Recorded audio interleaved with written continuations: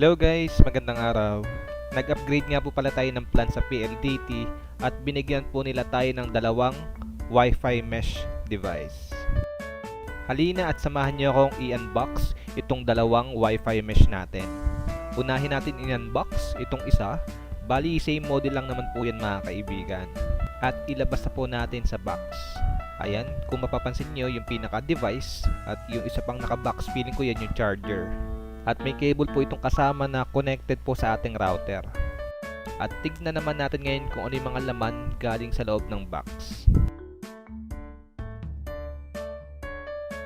Ayan, tanggalin na po natin sa pagkaka-plastic. Ito po yung pinaka-Wi-Fi mesh device na gagamitin po natin. Ang model po niyan ay TP-Link Deco M4 mga kaibigan. Ayan, ito po yung cable na gagamitin po natin sa pag-connect ng Wi-Fi mesh po papunta po dun sa PLDT router. Ayan, at i-open naman po natin yung isang box. Ito po yung charger ng Wi-Fi mesh po natin. At ito naman po yung manual guide na pwede nating sundan bago natin i-install yung ating Wi-Fi mesh device. Ayan, at simulan na po natin i-install yung ating Wi-Fi mesh device. Bali, dito po natin siya ikakabit or ilalagay sa ating kwarto dahil nandito po yung ating PLDT router. At ikabit na po natin. Bali, dyan ko po siya pinuwesto sa right side po ng ating monitor. Medyo may kalakihan naman po yung computer table po natin. Kaya hindi po siya makakaistorbo sa atin habang tayo po ay gumagamit ng ating desktop. Ayan, at simulan na po natin i-connect yung ating adapter.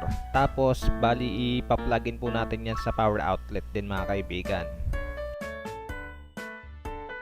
At i-connect na po natin yung cable papunta po dun sa PLDT router. Bali, ito po yung magiging main Wi-Fi mesh po natin. Ito po yung magiging receiver at sender po ng signal papunta po dun sa kabilang Wi-Fi mesh na isi-set up po natin mamaya. Ensure lang po natin na sa LAN 1 port ng PLD router po natin ito i-connect. Ayan, at after po natin makonect yung Wi-Fi mesh dun po sa LAN 1 port ng PLDT router natin, dapat magiging kulay blue po yung blink ng ilaw ng ating Wi-Fi mesh device. Ang ibig sabihin po niyan ay ready to set up na po yung ating device. Ayan, at kailangan na po natin gamitin yung ating phone at pumunta sa Play Store para i-download yung TP-Link Deco na application. Since naka-install na po siya sa aking mobile phone, so kailangan ko na lang pong i-open yan. Pagka-open nyo, ay maglalagin po kayo dapat dyan. Since meron na po tayong account at nakalagin na po tayo, yan po yung lalabas sa ating home screen bago i-set up yung ating Wi-Fi mesh. At pag wala pa kayong account, kailangan nyo lang po mag-sign up gamit yung inyong email address dito sa TP-Link Deco application. Click nyo lang yung let's begin, tapos dito na po tayo at kailangan nyo lang pong i-select yung tamang model po ng Wi-Fi mesh. Dahil M4 yung ating device, i-select nyo lang po yung M4 na model ng ating Wi-Fi mesh. Kagandahan dito mga kaibigan, meron naman po siyang pinapakitang instruction kaya hindi po kayo malilito dyan. Tulad dito ay pinapakita na i-power off your modem daw muna. Tapos ay click next at mayroon pong panibagong instruction. Sabi dito, plug in your devices na daw. Basta i-follow nyo lang guys yung instruction, madali nyo na pong makukuha yan. Sinasabi dito sa instruction na dapat ay nagbi-blink ng kulay asul yung ating Wi-Fi mesh. Pagkakita natin ay nagbi-blink naman po ng kulay asul yung ilaw, so ibig sabihin ay ready to set up na po yan. Tapos ay i-click next lang po ulit natin at hahanapin niya na po yung ating Wi-Fi mesh device. At sinabi dito dapat naka-turn on yung location service ng ating cellphone settings. Ayan, pagka turn on, balik na po kayo dun sa ating Wi-Fi mesh application. At susubukan niya po ulit i-detect yung ating Wi-Fi mesh. Ayun, at na-detect na niya po yung ating Wi-Fi mesh. So, click nyo lang yung connect. At successful, nakita niya na po yung ating Wi-Fi mesh. Kailangan lang natin i-select kung saan po siya nakapwesto. Pwede natin ilagay yung bedroom kasi nasa kwarto po natin yan. Tapos dito ay detecting internet connection type na po siya. At i-click next nyo lang po ulit ito mga kaibigan. Wala na kayong babaguhin dyan. Click next lang po ulit para ma-save yung Wi-Fi network po natin sa ating cellphone. At click save. Ayan, at connecting na po tayo sa ating Wi-Fi mesh internet connection. Ayan, tapos na po nating i-setup at click done lang po mga kaibigan. Ayan, successfully po natin na-install yung ating unang Wi-Fi mesh at install naman po natin yung isa pang Wi-Fi mesh device po natin. Ayan, bali sa salas po pala natin ipopwesto yung pangalawang Wi-Fi mesh device natin. Dahil magiging abot na po ng signal yung ating terrace dyan kahit nasa salas po yung ating Wi-Fi mesh. Dito ay hindi na po tayo gagamit ng cable ng Wi-Fi mesh papunta po dun sa router. Dahil itong pangalawang Wi-Fi mesh ay kukonek na po siya dun sa pinaka main Wi-Fi mesh device po natin through wireless connection.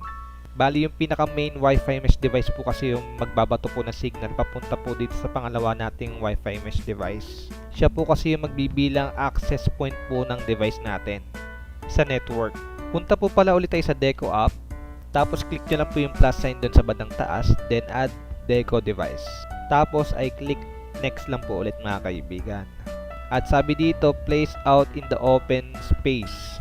Ayan, ilagay po natin sa open space yung ating Wi-Fi mesh. Nagbiblink po siya ng red light, so meaning hindi po siya ready for setup. Kailangan po natin ilagay sa open space yan. Tapos wait po natin mag-turn blue yung ilaw. At after po natin mailagay sa open space, ay i-try again lang po natin. And check kung masisetup na po natin yung pangalawang Wi-Fi mesh device.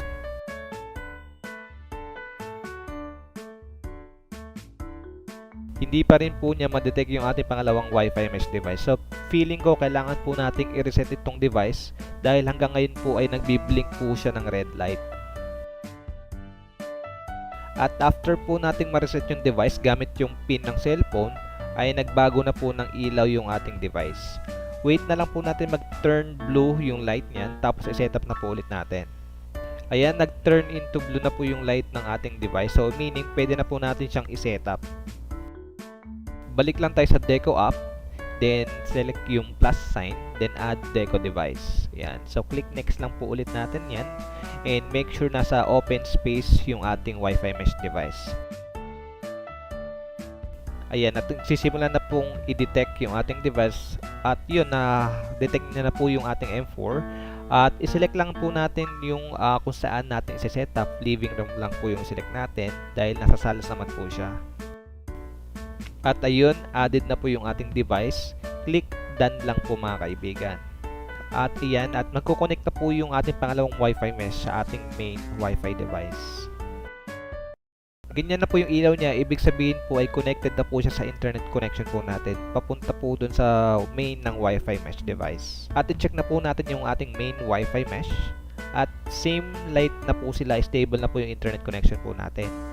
At punta po tayo sa ating cellphone at i-check po natin yung ating speed test mga kaibigan. Bali yung previous plan po pala natin sa PLDT ay 50 Mbps. Bali nag-upgrade po tayo ng from 50 up to 200 Mbps mga kaibigan. At i-check na po natin yung result ng ating speed test.